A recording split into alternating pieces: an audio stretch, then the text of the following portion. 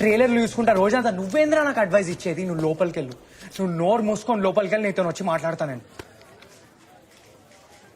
ఏంటి Karthik? Sorry sir, కొంచెం నిన్నేరా? అమ్మ కొంచెం తొందర చేద్దామా? ఏంట్రా గొడవ? తొందర రే కార్తిక్, ఏం మాట్లాడుతున్నావురా?